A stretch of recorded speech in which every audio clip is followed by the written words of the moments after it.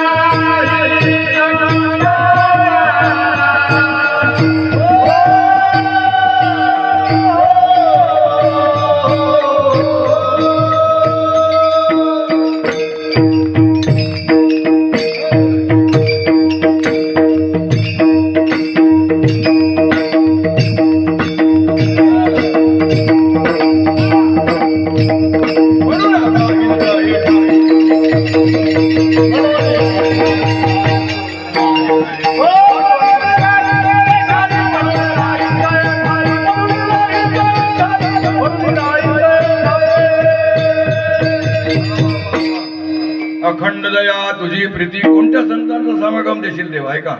अखंड दया तुझी प्रीती मज देतयाची संगती मग मी कमळापती तुझ नानी कंटाळा. आता भगवान देखील नाथ महाराजांशी प्रेमानं बोलतात आहे. नाथ महाराज ठीक आहे, तुमच्या मागणीनुसार तुम्हाला संतांचा समागम दिलाय, मग तुम्ही काय कराल हो? द्रुपदामध्ये सांगितलं पडून राहीन ते ठाई उगाची संतांची पायी. पुन्हा देवानी प्रश्न करावा नाथ महाराजांना. तुम्ही म्हणता संतांच्या चरणात पडून राहू? तुम्ही काय ब्रह्मचारी आहे? तुम्ही काय संन्यासी आहे? अहो तुम्ही संसारिक आहात, या संसाराचं काय? त्याचं उत्तर दिलं नाथ महाराजांनी अभंगाच्या 3ऱ्या चरणात.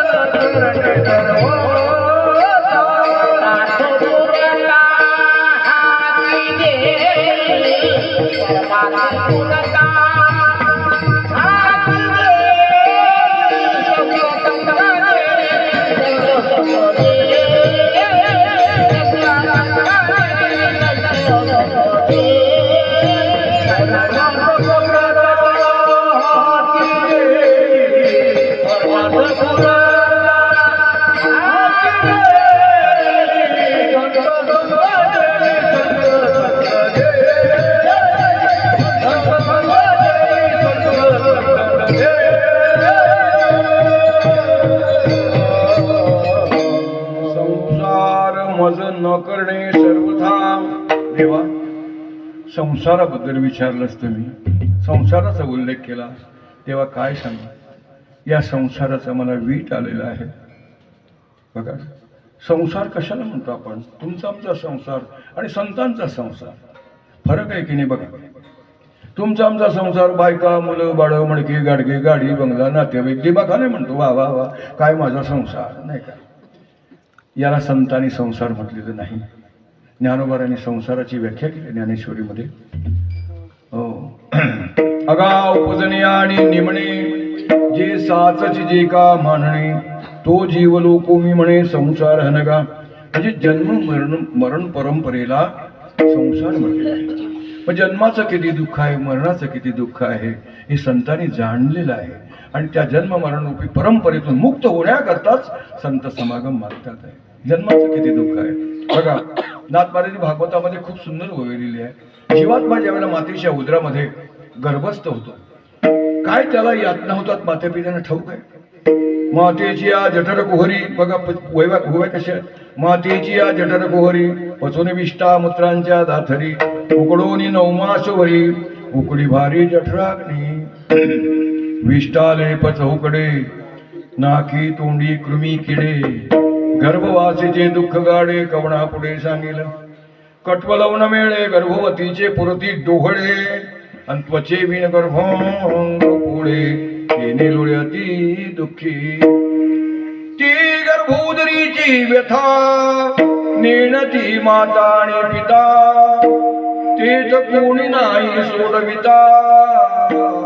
जीवीची व्यथा जीव जाणे त्या ठायाची करू नये गोठी प्रगट दावू नये तिठी योनीद्वाऱ्यातील संकटी जन्म त्या जीवाशी. अशा प्रकारचं जन्माचं दुःख मरणाचं त्याहून भयंकर दुःख. हो म्हणजे संसारामध्ये जे जन्म मरणरूपी संसारामध्ये दुःख आहे का सुख आहे? दुःखच आहे नाही का? एवढंच नाही संसाराला दुःखाने बांधून टाकलाय. संत महात्मे म्हणतात एका प्रमाणात नाही का, दुःख बालवडी आहे आहे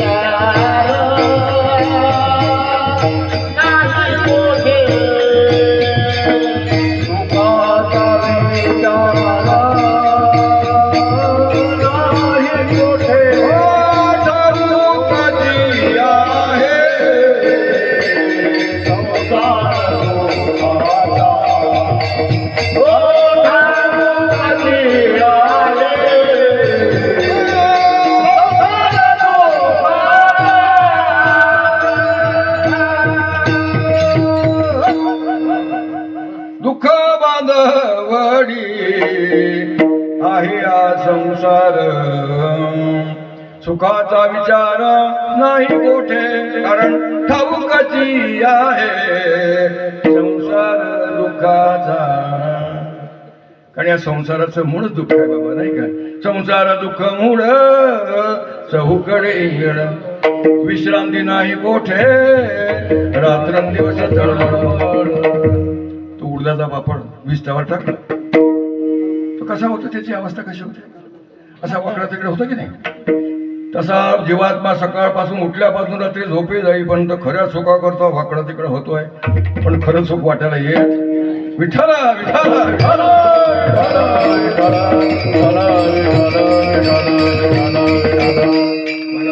सुखाचा ज्यावेळेला दुःखाचा विचार ज्ञानेश्वरीमध्ये भगवंतांनी अर्जुनाला सांगितला, त्याला अर्जुन वैतागला आणि वैतागून अर्जुन बोलतोय, काय देवा, काय लावलंय हे दुःख दुःख दुःख, सारच दुःख, मग सुखाचा पत्ता तरी कृपा करून सांगा ना. मग पुन्हा आणखी विनय, देवाला बोलून तर घेतलं, आता विनय नम्रताने म्हणतो, नम्रतेने बोलतोय, देवा मग सुखाचा पत्ता सांगा ना. बघा ज्ञानेश्वरीमध्ये कशा मौलीने ओव्या लिहिल्या आहे. तरी सुख दे का किरीटी, तुझा दामिनीला दिठी, जे आत्मयाची भेटी जीवासी होय. बघा दुसरी होई बघा, किंबहुना सोय जीव आत्मयाची लाहे, तेच होय तया नाम सुख. म्हणजे जीवाचं आणि शिवाचं ज्यावेळेला ऐक्य होईल, हे केव्हा होईल? भाग्याचा उदय होईल, सद्गुरू जीवनामध्ये येतील, तत्वमसी भाग्याचा उपदेश करतील, अनादिकालापासून वरदस्ते ठेवतील, अनादिकालापासून जीवावर झालेले विषयाचे संस्कार बाजूला करतील आणि निजात्म सुखाचा अनुभव प्राप्त करून देतील. बरं का? आणि म्हणून सुख कुठे आहे? सुख हे संतांची आहे. सुख वशे एके ठाई बहुपाही संतांची. आणि प्रमाणात द्यायचं झालं तर सुख या संत समागमे,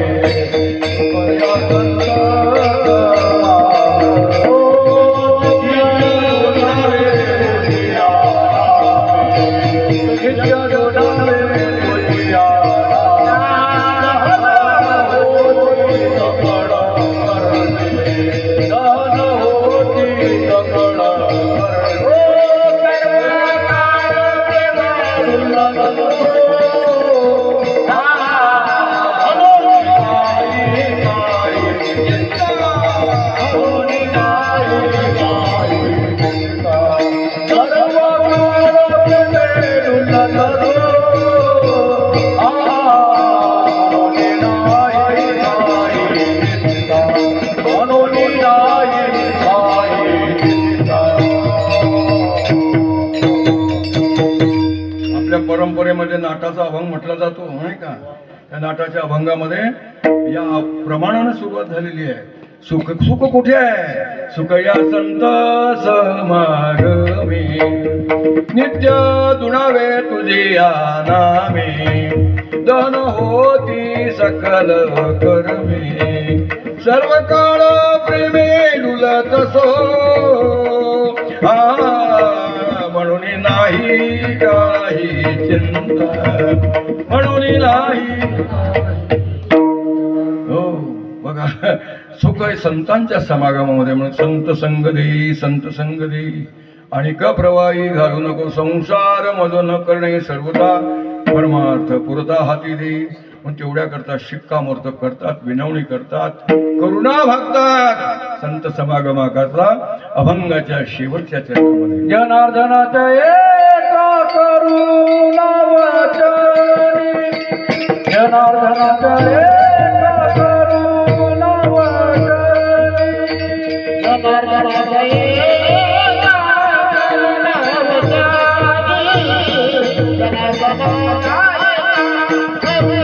वचनी, जनार्दनाच्या जनार्दनाच्या एका करुणा वचनी, जनार्दनाच्या एका करुणा वचनी, जनार्दनाच्या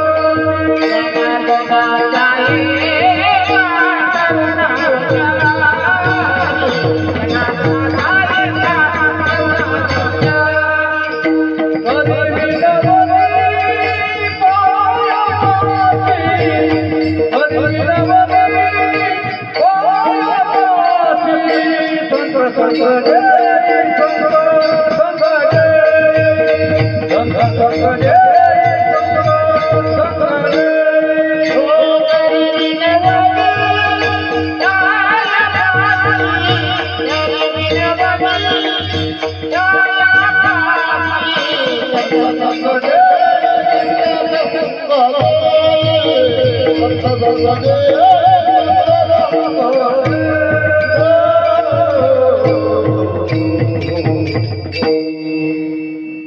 थोडा वेळ राहिलाय म्हणून थोडलं तो डबल दुर्वचत म्हणायचं काही गरज नाही असं. कारण असं वाटतं की त्यांच्यावर 3 तास कीर्तन करावं बाबा. आपण बघा, जेणे विठ्ठल मात्रा घ्यावी तेने पथ्य सांभाळावी, नाही का. पथ्य औषध आहे ते, नाही का. नियम पाळणं म्हणजे औषध असो. जनार्दनाचा एका करुणा वचनी, खरी विनवणी पायापासी. काय विनवणी करतात दात महाराज? संत संग देई, संत संग देई आणि प्रवाही घालू नको. 4 चरणाचा भावता भावार्थ आपण बघितला. त्याच्यानंतर संत कोणाला म्हणावं, कोणत्या संतांच्या समागमाची अपेक्षा, खूप मोठा विषय आहे. पण अतिशय द्रुतगतीनं तुम्हाला 10 मिनिटात समजण्याचा प्रयत्न करतो. काही काळजी करू नका. पण तत्पूर्वी दोन्ही हाताने टाळी, मुखाने भगवंताचं चिंतन करा. विठोबार कुमाई, विठोबार कुमाई, विठोबार कुमाई, विठोबार कुमाई, विठोबार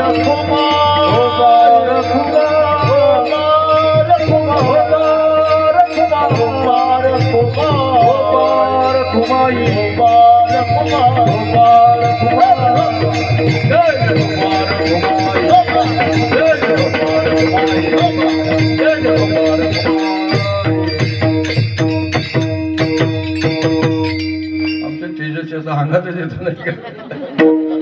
हो, अर्धक्षणा घडता संताची संगती, तेने होय शांती महत्पापा.